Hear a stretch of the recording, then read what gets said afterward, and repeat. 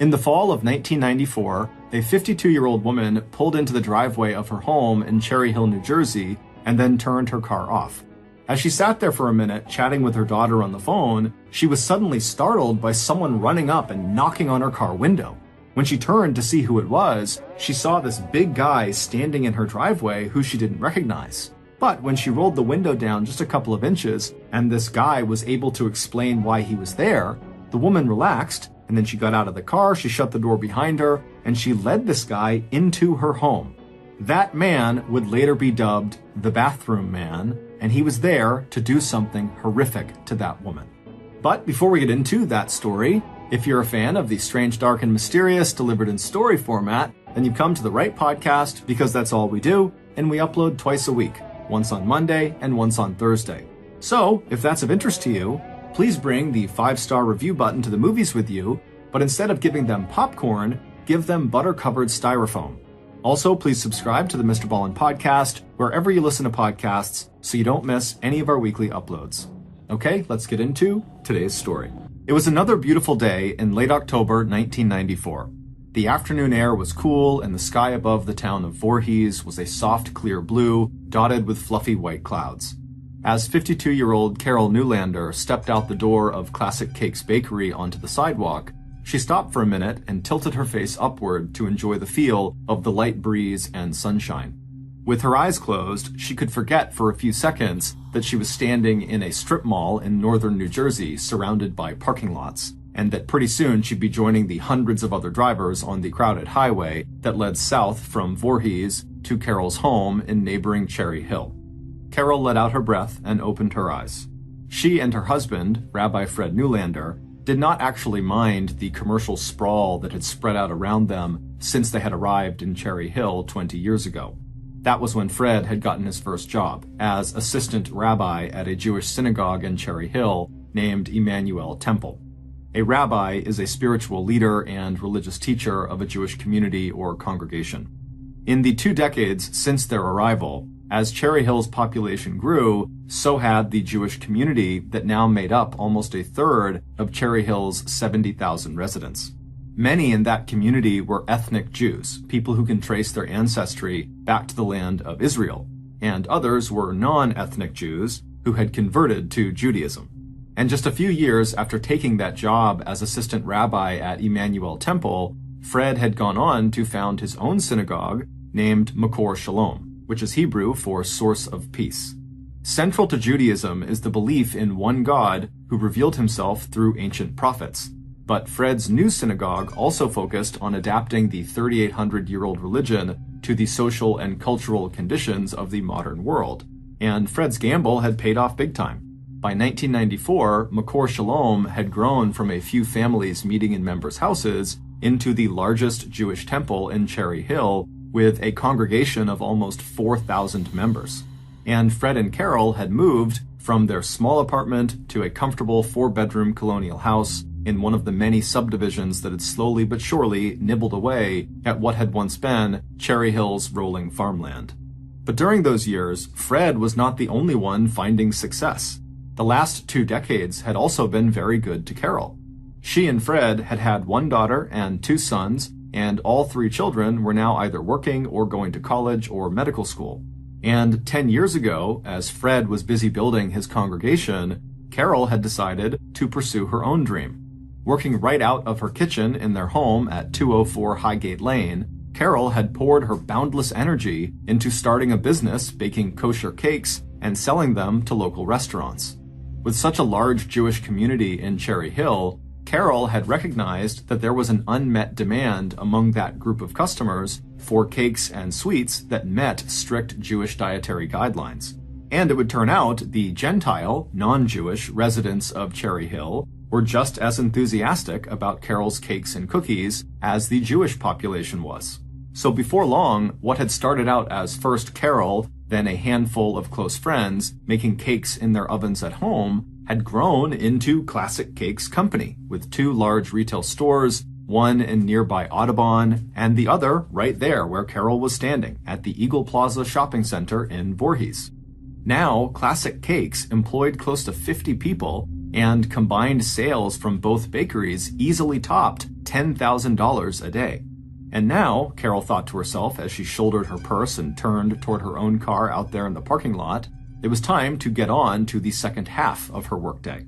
It was Tuesday, October 25th, and on every Tuesday in the late afternoon, Carol and the other managers of Classic Cakes got together for their weekly business meeting in Cherry Hill, at the home of the company's director of human resources. It was a meeting that often lasted as long as 3 hours. But as Carol walked over to her dark Toyota Camry out in the strip mall parking lot, opening the car door and slipping into the driver's seat, that sense of peace she had felt when she had looked up at the sky a few minutes earlier had left her. In its place was a sense of uneasiness.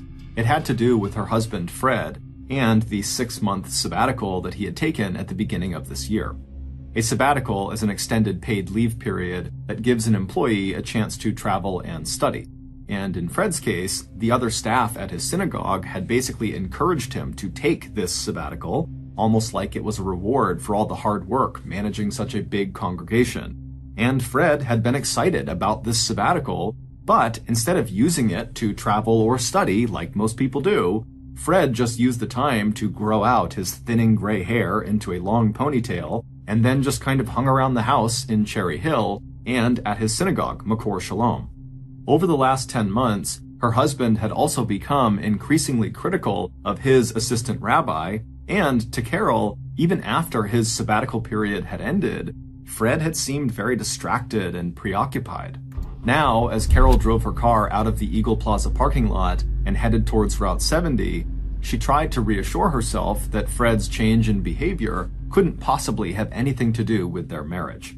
After all, they'd been together for almost 30 years, and during that time, Carol had come to know and cherish the qualities that made her and Fred such a strong couple.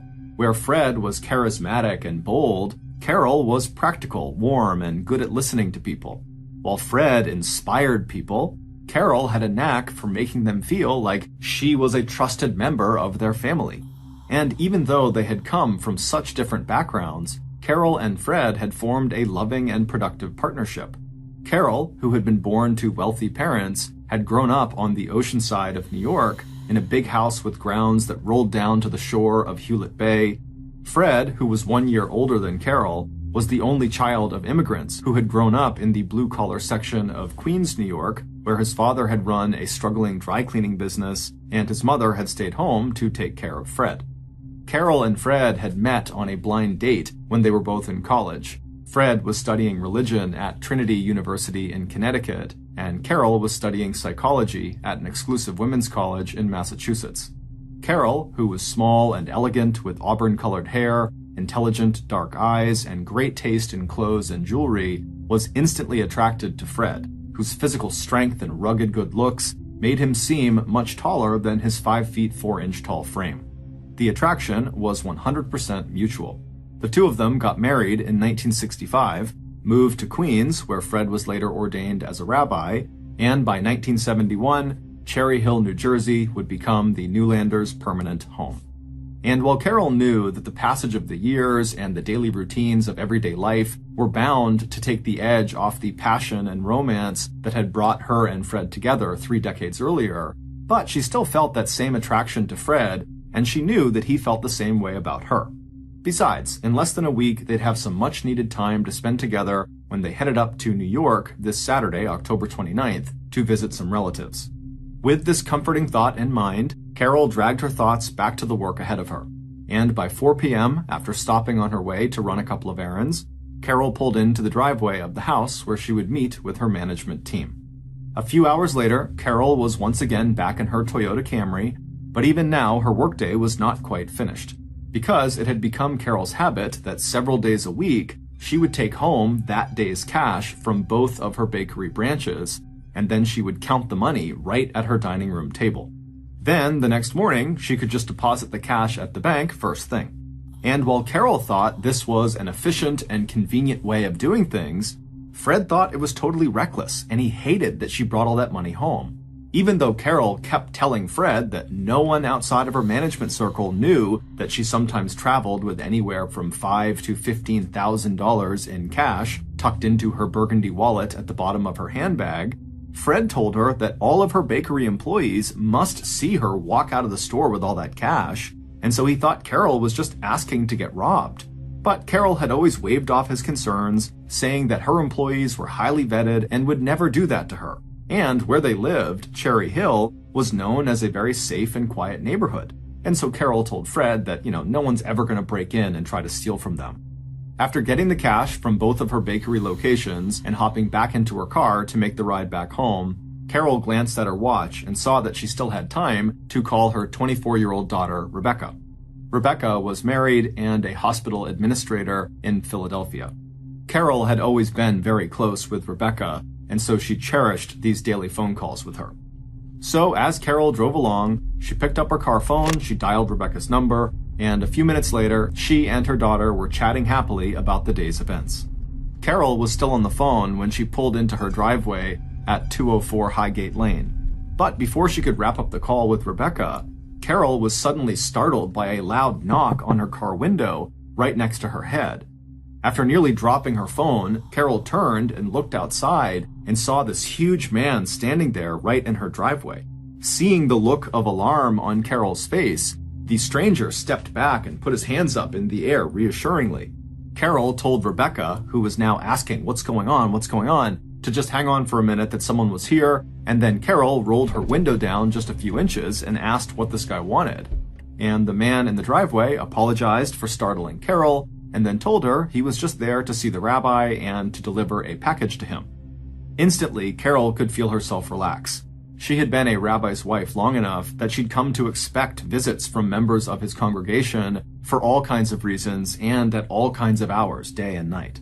Rolling the car window down the rest of the way, Carol smiled at the visitor and gestured toward the darkened house. She told him that the rabbi was not home yet, but the man was welcome to come inside and wait and deliver the package in person. After hearing bits of this conversation her mother had just had with this unexpected visitor, Rebecca felt concerned, and when her mom put the phone back to her ear, Rebecca asked her to please give a call once this guy has left so Rebecca would know that her mom was okay. Carol agreed and then ended the call with Rebecca, and then Carol got out of her car, she shut the door behind her, and began walking toward her house with the visitor walking right behind her. Carol had left her handbag filled with all the money in her car trunk. She would come out later when her visitor had left to bring it inside. But for now, Carol led the way to the front door, and when she got there, she unlocked it and gestured for her visitor to step into the small, warm entrance. But once the visitor was inside, the man began acting strange, glancing quickly left and right at the living room and dining rooms on either side of him and Carol. Then he began shifting his weight from one foot to another, and then suddenly, kind of awkwardly, he blurted out to Carol, can I just use your bathroom for a minute? Sensing what she took to be his embarrassment at having to make this request, Carol just smiled and said, of course, and directed him through the kitchen to the first floor bathroom at the back of the house. And then Carol walked back to the front of the house. When the man returned a few minutes later, Carol was standing near the front door looking through the mail that had been delivered that day, and she told the visitor that he was welcome to take a seat in the living room. But the big man just thanked her, said he was sorry for bothering her, and just handed Carol a plain white envelope and asked if she could give it to the rabbi. And then the visitor reached his hand out to open the front door. Meanwhile, almost without thinking, Carol, who had been going through the mail, when she was handed this envelope, she just opened it right away. And when she saw its contents, which was nothing, it was an empty envelope, she put her hand out and stopped this guy and said, hey, wait a minute, it's empty. Did you give me the right one? The man looked startled and then told Carol he must have made a mistake and he picked up the wrong envelope earlier to bring by, and so he'd just have to come by another time. And then, without waiting to hear what Carol had to say, this man very quickly left the house and disappeared into the darkness. Back inside the house, Carol just tore up the empty envelope and dropped it into the wastebasket. Then she picked up the cordless landline phone and dialed Rebecca to tell her daughter that she didn't need to worry, that the man was gone. And as Carol told her daughter about this guy, she laughed and smiled to herself as she described how he came in and just used the bathroom, gave her an empty envelope, and then ran away. It was just another day in the life of a rabbi's wife. An odd but funny story that Carol would tell friends a couple of times in the following couple of days before forgetting all about it. But exactly 1 week later, both Carol and her daughter, Rebecca, would find themselves remembering that strange encounter all too well. Not long after 8 p.m. on the evening of Tuesday, November 1st, 1994, Carol was once again arriving at her home on Highgate Lane after having left the weekly Classic Cakes business meeting. The weekend trip she and Fred had just taken to New York had not gone at all the way Carol had hoped. And now, as she pulled her car into the driveway and looked at her darkened house, she told herself that the dissatisfaction that her husband had told her he felt in their marriage was just the result of a late midlife crisis. It had all come out during a big argument they had had on their way home from New York that past Sunday, and Carol was still feeling really hurt and angry. By Monday night, both Carol and Fred had calmed down and agreed that they would go to both separate and joint marriage counseling sessions. They had also talked to each other about cutting back on some of the activities that over the years had drawn them into almost separate lives, Fred's religious duties and Carol's business. But Carol was still upset and shaken, and as she parked her car, turned off the engine, grabbed her purse, and then walked through a swirl of fallen leaves to the house, all she wanted was to get inside and call her daughter Rebecca. Carol knew that hearing her daughter's voice, maybe planning a shopping trip together next weekend, would put Carol in a happier frame of mind. And sure enough, a few minutes later, when Carol heard her daughter pick up the phone and say hello, Carol's spirits lifted. With a sigh of relief, Carol kicked off her shoes in the front hall and then settled in for a nice long chat. But only partway through their call, at around 8:30 p.m., Carol was interrupted by a knock on the front door. Carrying the cordless phone with her, Carol walked to the entryway and peered out the big oval stained glass window in the center of the door. Even through the colored glass, Carol recognized her visitor right away. It was the same huge guy who had stopped by last Tuesday with the empty envelope. Carol swung the door open, and even before the man had time to say, "Hey, it's me again," Carol had invited him inside. She assumed that he was there to see the rabbi again, or maybe this time deliver an envelope that actually had something inside of it. As the man stepped inside, Carol very quietly whispered into the phone to her daughter that her visitor was the bathroom man again. Then Carol turned to her visitor and said she'd be off the phone in a minute, and for now he should just make himself comfortable in the living room. A minute later, Carol wrapped up her call with her daughter, and she put the cordless phone down on a wooden bench in the entryway. And then when she turned around, she was surprised to see her visitor, the bathroom man, had still not moved to the living room. He was still just standing right in front of the front door. Carol let out a quiet sigh, thinking to herself this man was still just as awkward now as he had been the last time they had met. But Carol's years of practice as a hostess kicked in, and she made herself smile. And stepping in front of her visitor, Carol invited the man to follow her deeper into the house. But Carol had only taken 1 or 2 steps away from him when she suddenly felt a big hand grab her left shoulder. And then, before Carol could turn around or even understand what was happening, she felt an explosion of pain as something smashed into the back of her head. The blow was so hard it knocked Carol's glasses off of her face and sent her staggering into the middle of the living room. Then, all at once, she felt a powerful shove to the middle of her back, and then she fell to her knees. A moment later, blood streaming down the sides of her face and into her ears, Carol collapsed onto the white carpet. Later, when the bathroom man looked inside of Carol's burgundy-colored wallet he had taken from her home, he couldn't believe his eyes. He'd been expecting to see thousands of dollars. Instead, he pulled out a grand total of $150. That day had been one of the rare days that Carol had decided not to bring home the cash from that day's sales at the 2 Classic Cakes locations. Meanwhile, at Temple Makor Shalom, located just a few minutes away from Highgate Lane, Rabbi Fred Newlander was finding it almost impossible to end the workday and get home. He'd had to check in on the weekly Alcoholics Anonymous meeting that was going on in one of the conference rooms, and he'd also sat in on choir rehearsal and one of the Jewish study classes taught by his assistant rabbi. He had checked in with Carol earlier that afternoon by phone before her business meeting. Since their argument on Sunday, their conversations had felt strained. Trying to ignore the frosty tone in his wife's voice, Fred had told her that he was probably going to be late that night, but at around 6 p.m., he did plan to go back to their house and have dinner with their son Matthew, but then he'd be leaving again and he wouldn't see her again until late.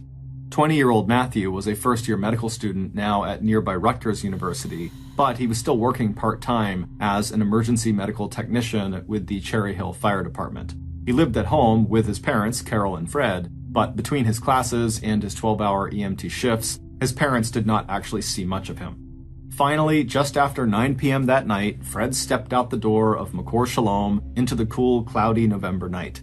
Like his wife Carol, Fred had also been thinking a lot about all the two of them had built and made together over the past nearly 3 decades. He knew his son Matt had overheard him and Carol arguing after they got home from their weekend trip to New York, and he also knew that Matt had wanted to talk to him over their dinner earlier that evening about what was going on with his parents. But his marriage was just not something Fred wanted to discuss with his children, and so he had pointedly turned the conversation in another direction every time Matt tried to talk about it.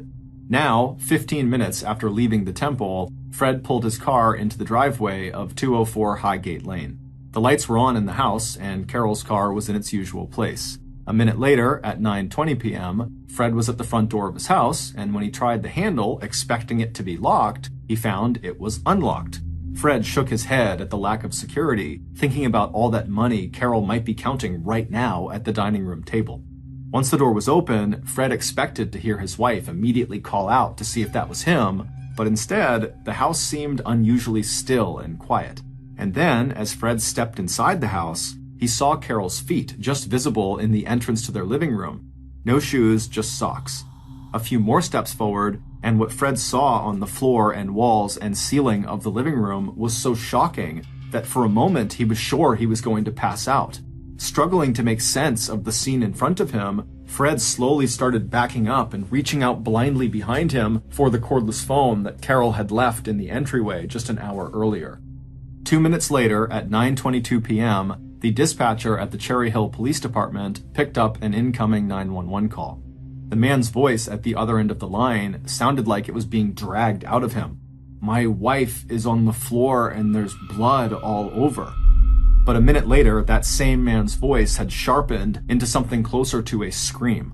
Standing in his front hallway talking to 911, Fred realized that his son Matthew was probably hearing this 911 call right now, and that Matt, being an EMT, might be among the medical personnel that were now being rushed to the Newlander family home. The last of his composure crumbled, and Fred began begging the 911 operator not to let his son anywhere near his house. He could not let his son see his mother the way she was.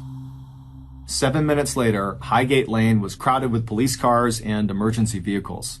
Matt had not been allowed inside of the house, and he and Fred were standing together at the end of the driveway when an EMT came over and told them that, unfortunately, Carol was deceased. And no, it did not look like suicide, it looked like murder.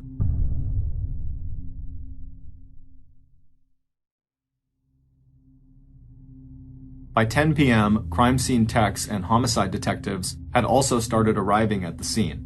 Officers put up yellow crime tape to hold back the gathering crowd of friends and neighbors that had begun to gather in the street outside of the Newlanders' house. Friends also drove to Rebecca's apartment in Philadelphia to bring her back to Cherry Hill to join her father and her brother Matt. Later that same night, Fred's assistant rabbi would call another rabbi near the University of Michigan, where Carol and Fred's other son Benjamin was a freshman, so Benjamin would not be alone when the call came through that his mother was dead. Meanwhile, the investigation into Carol's death was already moving quickly.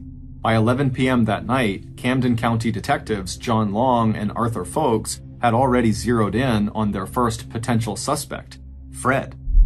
After all, he was both the husband of the victim and the person who found Carol's body. And detectives' initial impression of the crime scene had weighed against the idea that the murder had been committed by a stranger in the course of a robbery. There had been no forced entry, no sign that the house had been ransacked, and Carol was still wearing valuable gold and diamond jewelry when her body had been discovered. The detectives were also suspicious of how calm Fred was when they first saw him. And the fact that there was not a single drop or smear of blood on his clothing told them that after finding his wife laying there, Fred had not made any attempt to check for a pulse or try to offer his wife any kind of aid. Because if he had, he would have had blood all over him. And although the detectives would have to wait until the forensics reports came back from the crime lab, the techs working the crime scene were not finding any fingerprints, no footprints or even impressions, and no sign of a murder weapon, which made investigators think that this attack had to have been carefully planned. and so detectives instantly became very interested in learning more about the Newlanders' marriage. But before even having their first informal interview with Fred, the detectives assigned police officers to start interviewing neighbors to see if anyone had information about when Carol arrived home that evening and whether neighbors had seen any recent unusual or suspicious activity. Detectives also wanted to know if there were any security cameras on nearby homes that might have captured footage of someone entering or leaving the Newlander house. With all that done, the two detectives left the house just after 11 p.m. and joined Fred and his two older children inside the heated interior of one of the ambulances still parked outside the house. And right away, after speaking with them, the detectives learned about a new number one suspect. Because Rebecca had wasted no time telling the detectives about the two visits her mother had had from the so-called bathroom man, the stranger who had gone into the Newlander home with Carol exactly 1 week ago with the empty envelope, and the second visit had been that night. And now it seemed clear that tonight's visit from the bathroom man must have happened just before Carol was killed. And when Fred told police that Carol often brought home large amounts of cash from the bakeries, detectives realized that if all that turned out to be true, Carol may have been the target of a robbery after all. This possibility was strengthened when Fred and his children were able to confirm that there was something missing from the Newlander house, the burgundy-colored wallet where Carol hid her envelope full of cash. By 1:30 a.m. in the early hours of Wednesday, November 2nd, so just hours after Carol has been found, detectives had relocated to the Cherry Hill police station and were ready to conduct individual formal interviews, starting with Fred and his children. Rebecca repeated her information about the bathroom man, as well as telling police every detail she could remember from her recent phone calls with her mother. As for her parents' marriage, she said she was not aware of any serious problems or issues, but then again, she said she had not been living with them for some time. But in the interview with Rebecca's brother, Matt, which began at 2:30 a.m., he reluctantly admitted that his parents might have been going through some issues in their marriage. He told them about how his parents had gotten into that big fight during their car ride home from New York 3 days earlier, and that after they had returned, his mother had told him that his dad wanted out of the marriage. But by Monday, Matt said that things seemed to have calmed down, and yesterday afternoon, so Tuesday, the day Carol was killed, she'd even called Matt and told him not to worry, that his parents had done a lot of talking together and everything was going to be fine. It was 3:30 a.m. when Fred finally was asked to come into the interrogation room. When he answered the detective's questions, his voice sounded tired. By the end of the interview, it was obvious that he was finding it difficult to focus. He told investigators that the day before, he and Matthew had left the house together after their dinner around 6 p.m., and that Fred had gone straight to the temple, where he stayed until just a few minutes after 9 p.m. And then he drove back home and he discovered his wife. When asked, Fred told detectives that he didn't think Carol was having any issues with any of her coworkers at Classic Cakes. He also told detectives that he couldn't think of really anyone in her life that would want to hurt her. And as for this bathroom man and the letter or package he wanted to give to Rabbi Fred, Fred just shook his head. Unexpected and sometimes bizarre visits came with the territory of ministering to the religious and spiritual needs of 920 different families. But Fred said he was not aware of or expecting any deliveries back on October 25th, so the bathroom man's first visit to Carol, or last night when the bathroom man had made his second appearance.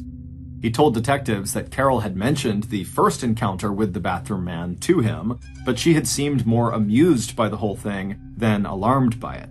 And she had apparently not given anyone, including Fred or Rebecca or Matt, a real description of what the bathroom man had looked like, aside from saying he was big and dressed in a windbreaker.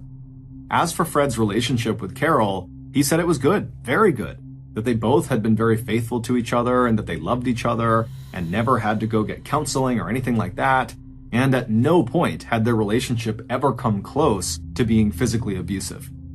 As Fred said all this, the detectives were acutely aware of the fact that Fred did not mention the fight he had apparently gotten into with Carol a few days earlier, according to his son Matt. When Fred was asked about the lack of blood on his clothes and why he hadn't at least reached down and checked for a pulse when he saw his wife on the floor, Fred bowed his head and then told them that it was immediately obvious to him that she was dead. A few hours after Fred's interview, on that same morning, Wednesday, November 2nd, police were back at the Newlander house to do a thorough inspection of the outside of the property. Crime techs had finished their work earlier in the morning and sent all the evidence they had collected from inside the house to the crime lab for analysis, and Carol's body had been transported to the medical examiner's office for an autopsy.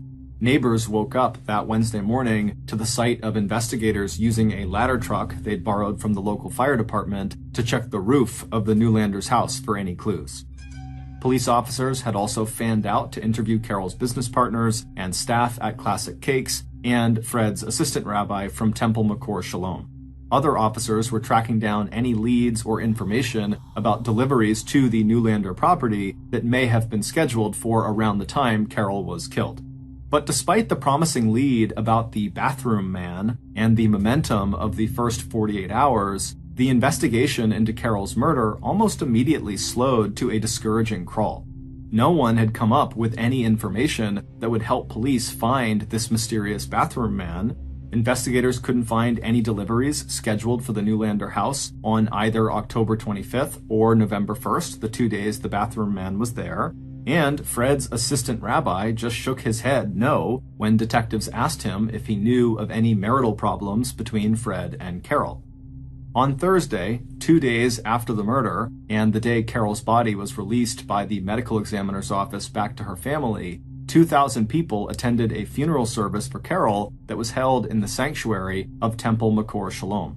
And after the funeral service, Fred announced that Carol's Shiva, the Jewish equivalent of a wake, would be held at the Newlanders' house, in the same room where Carol was killed. Despite contractors having come in and thoroughly cleaned that room, Carol's friends and family still noticed faint bloodstains under the new coat of paint on the walls and ceiling. It wasn't until the Newlanders' phone records came back a few weeks after Carol's death that police finally got a break in the case. While looking for calls that had been made to or by Carol, police noticed one number that showed up over and over again. But it had nothing to do with Carol, and everything to do with her husband and a very high-profile member of his congregation. And by early December, police uncovered a scandal that would rock Cherry Hill and focus national media attention on one of the state's most charismatic religious leaders. Police would also find another possible suspect in the murder of Carol Newlander. It would turn out Fred had lied to police when he described his marriage as being really solid, and he'd told an even bigger lie when he described himself as being a faithful husband. Instead, starting on December 24th, 1992, so 2 years before Carol was killed, Fred had begun having an affair with a 48-year-old local celebrity and member of his congregation, Elaine Sonsini, and so that phone number that had shown up in the Newlanders' call records was Elaine Sonsini's number. Elaine was a well-known on-air radio personality who hosted a popular morning news program out of a big station in Philadelphia. She had met Fred when he had officiated her late husband's funeral. Before, and especially during, the rabbi's 6-month sabbatical, he and Elaine had been meeting up almost every day to have sex, even deadbolting the door of Fred's private office and using Temple McCour for their illicit get-togethers. As police started to press Elaine for details about her involvement with Fred and whether she had any direct or indirect involvement with the murder of his wife, Elaine, who had a solid alibi, decided it was time to lawyer up and go public with her side of the story and the details of the affair. And suddenly, Fred was back at the top of the suspect list, both in terms of the police investigation and the news accounts that were now appearing in major regional and local media. For Fred, when this affair went public, it was devastating. There are lots of married couples who have experienced infidelity, but in Fred's case, his affair and infatuation with Elaine had automatically stamped him not only as one of America's many unfaithful husbands, but also as a murderer. Even his alibi was now being treated by investigators and definitely by the media as too good, too convenient, that maybe the rabbi had just arranged for his wife's death so he could ride off into the sunset with the beautiful Elaine Sonsini. But despite Fred continuing to shout from the rooftops that he hadn't done anything and that the police still had not found a single shred of evidence connecting him to his wife's murder, Fred knew it didn't really matter, because the media, and to some degree the police, had already decided he was guilty. And so, desperate to clear his name, Fred went on the offensive. Not only did he hire a defense attorney to represent him, he also revealed to the public that within days of Carol's death, he had already hired his own private investigator to try to find out who killed his wife and why. 49-year-old Len Genoff had been both a member of Temple McCore and an acquaintance of Fred's since 1992. But it was Len's background in security and covert operations with the US and Israeli Secret Services, along with his private investigator's license, that had caught Fred's attention. Len also had close ties with the local police. And even though Len had not really made any more progress in finding Carol's killer than Camden County law enforcement, once Fred went public with Len's involvement in the case in early 1995, Len became a sort of unofficial spokesperson for the embattled rabbi. But for Fred, despite his best efforts, his life seemed to just continue to go from bad to worse. On February 26, 1995, the damage to his reputation had become so bad that he resigned his post as head rabbi of the synagogue he had founded 20 years earlier. Several months later, on June 9, 1995, Fred's lover, Elaine Sonsini, left Fred and married one of the police officers who had been assigned to help with the investigation into Carol Newlander's death. A year after that, in April of 1996, the Central Conference of American Rabbis suspended Fred from practicing as a rabbi for a minimum of 2 years as punishment for his extramarital affair. But despite Fred's life crumbling all around him, his private investigator continued to have his back, telling everyone that while Fred certainly was guilty of adultery, that didn't mean he was also guilty of murder.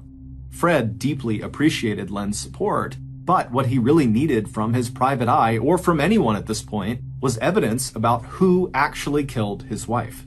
But it wasn't until late April 2000, almost 6.5 years after Carol Newlander was brutally murdered, that police finally would find that evidence. That month, investigators answered a phone call from someone who said they had important information that would help authorities identify Carol's killer. The conversation that came next would turn everything the police thought they knew about this case upside down. Based on what this caller was able to tell law enforcement, here is a reconstruction of what really happened to Carol on the evening of November 1st, 1994.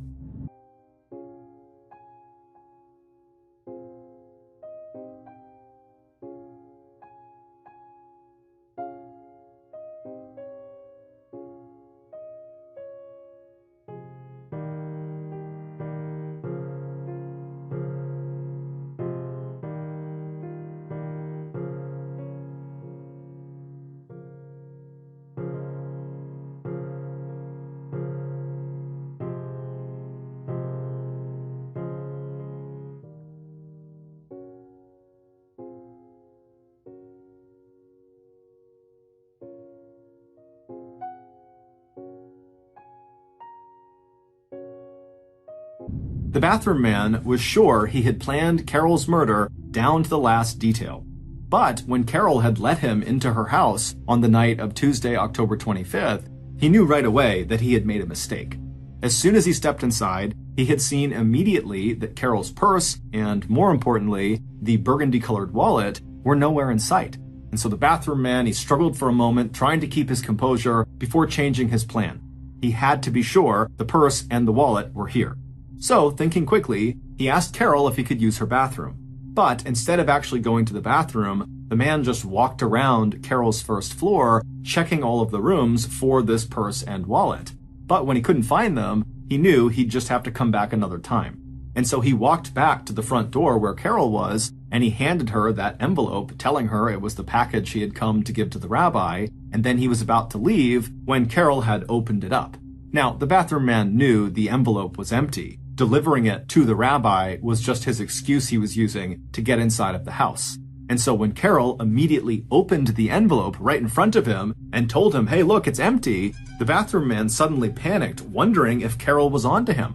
But he could see in her face right away that she wasn't. She was just concerned he had not delivered the right letter, and so he should come by another time when he had the right letter. 1 week later, on November 1st, the bathroom man took steps not to repeat his earlier mistake. This time, he waited until Carol had walked inside of her house, carrying her purse over her shoulder, before he also walked up to the door and began knocking. Bathroom man felt a stab of alarm when the door opened and he saw that Carol was talking to someone on the telephone. But that was followed by relief when she invited him inside before he even had to say who he was or why he was there. Once inside, he glanced quickly into both front rooms, and this time he saw the purse sitting on the dining room table. Even as Carol finished her call and placed the cordless phone down on the bench near them in the entryway, Bathroom Man was already adjusting his windbreaker to make sure he could easily access the 1-foot-long metal pipe he had stuck in his back pants pocket. Satisfied that the purse and wallet were definitely here, he focused again on Carol and heard her tell him to follow her through the living room into the sun parlor. But as soon as Carol had turned away from him and had begun taking a few steps across the hardwood floor onto the white carpet, Bathroom Man reached behind his back and pulled out the metal pipe and clutched it in his right hand. And then, with his left hand, he reached out and he grabbed Carol's left shoulder, forcing her to come to an abrupt stop, and then before she could turn around, Bathroom Man had lifted the pipe into the air and brought it crashing down into the back of Carol's head. A moment later, he used his left hand to shove Carol hard in the center of her back, sending her flying into the living room where her knees began to buckle out from under her. As she collapsed forward onto the ground, Carol uttered a single word: "Why?" Bathroom Man didn't answer her. Instead, he turned back to the door and quickly motioned to his much younger accomplice who was waiting outside in the bushes to come inside and finish the job. Seconds later, Bathroom Man had handed off the length of pipe to his much younger companion, and as Bathroom Man headed for the dining room to get the burgundy wallet out of Carol's purse, his companion got to work on Carol. From the dining room, Bathroom Man could hear the sickening thuds of what would be at least 12 savage blows to Carol's head that would break her skull and inflict catastrophic injuries to her brain. An autopsy would later show that Carol had tried to protect herself by putting her hands up over the back of her head, but this younger accomplice of Bathroom Man had hit her hands so hard with the pipe that he'd practically amputated one of her fingers. When Bathroom Man stepped back into the living room to make sure Carol was dead, he had to stop and catch his breath. The beating the younger companion had administered on Carol had taken less than a minute, but in those 45 seconds, the upswings of the metal pipe had sprayed the walls and ceiling with so much blood that it looked like a scene out of a horror movie. And Carol lay on her side at the center of it all, her neat blue pantsuit and print top slowly darkening in the pool of blood, spreading out around her and soaking into the thick pile of the white carpet. Bathroom Man walked over and checked Carol for a pulse, and when he didn't find one, he and his younger companion left the house. Once outside, the two men got into a single car and drove to a nearby brightly lit parking lot outside of a department store. After his younger accomplice changed into clean clothes, Bathroom Man gathered up any blood-stained belongings and the blood-stained pipe, and he stuffed it all into a small duffel bag. Then he pulled out Carol's burgundy wallet. He thought of the thousands of dollars that he was sure to find inside of it as a bonus payment on top of what he had already been paid to commit this murder. But inside the wallet, all he found was $150. The two killers split the money, and then with a sudden gesture of disgust, Bathroom Man threw the burgundy wallet onto the floor of his car. A minute later, Bathroom Man's accomplice had climbed out of the passenger seat and settled in behind the wheel of his own car that he'd parked there earlier in the evening. He gave Bathroom Man a wave before pulling out of the parking lot and heading back to the apartment the two men shared. A few minutes later, Bathroom Man was also on the road, but he was not going back to the apartment. Instead, he headed east towards the nearest police station. He stopped only once along the way to buy 4 cups of coffee. Later that night, he would make a drive out to Philadelphia and stop at different dumpsters along the way to dispose of the small duffel and bloody clothes, the murder weapon, and the empty burgundy wallet. But for right now, he had an alibi he needed to build. So at 9:12 p.m., Bathroom Man, aka Rabbi Fred Newlander's own private investigator, Len Genoff, did what he did on most Tuesday nights. He drove to the Evesham Township Police Station 5 miles from the Newlander house, and then he walked inside and made his way to the Detective Bureau, where he delivered the coffees he had bought to his good buddies on the night shift, and where he settled in to wait for the news to break that Rabbi Fred Newlander's wife was dead. It wouldn't be until 2 days after Carol's murder, on Thursday, November 3rd, at her funeral service in the sanctuary of Temple Makor Shalom, that Len would again see the person who had promised him $30,000 for killing the rabbi's wife. When it was Len's turn in line to console the stricken and grieving rabbi, Len stepped forward to shake Fred Newlander's hand, but before he could, Carol's husband pulled Len in for a big hug. And when the two men were cheek to cheek, Fred whispered his thanks in Len's ear for getting the job done. The murder had gone exactly as Rabbi Fred Newlander had planned it. It would turn out that back in the summer of 1994, not long after the end of Fred's 6-month sabbatical, his mistress, Elaine Sonsini, had told Fred he had until the end of that year to end his marriage with Carol, or Elaine would break off their affair. As the rabbi started to think about his choices, he decided he'd rather see Carol dead than risk the damage that a divorce might do to his reputation. So, in August, Fred approached Len Genoff, a member of his congregation who claimed to have worked with both the U.S. and Israeli secret services. Both those claims, and almost everything else Len had told people about his background, insecurity, and covert operations, turned out to be false. But when Len's rabbi and spiritual leader Fred Newlander asked him if he would be willing to put his skills to work and kill a so-called enemy of Israel, Len said yes. Only the enemy turned out to be the rabbi's wife, and her only sin was that she stood between the rabbi and his mistress. While Len knew who Carol was, Carol did not know who Len was. There were over 4,000 people in the congregation, and so Carol and Len had just never actually met. After Len agreed to do the job, Fred spent the next few months explaining to Len exactly how he wanted the murder to look, like a robbery gone wrong.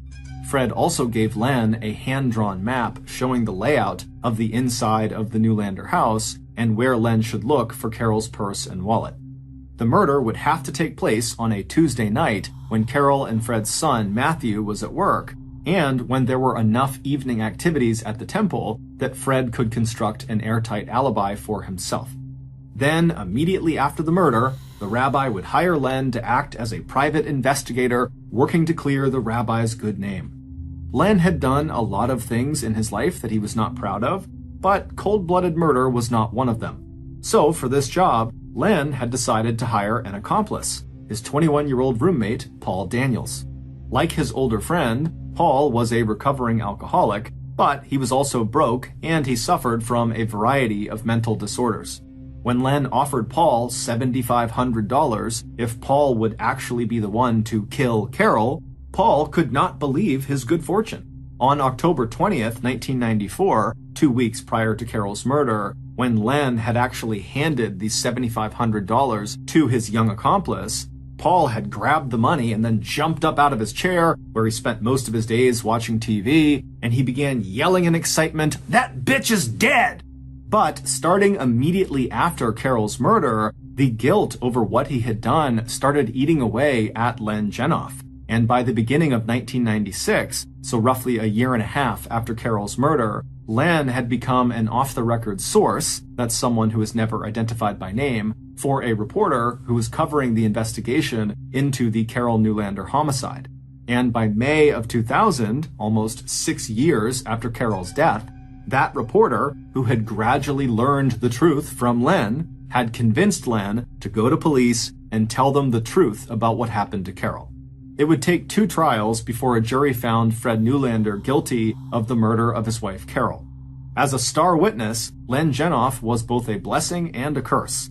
He could implicate the rabbi as the mastermind who set up the homicide, But Len's own history of telling one huge lie after another about his own life and background threw everything he had to say into question. And compared to the eloquent denials of Rabbi Fred and the fact that there was no hard evidence linking the rabbi to the actual murder, Fred Newlander's first trial in 2001 ended in a hung jury.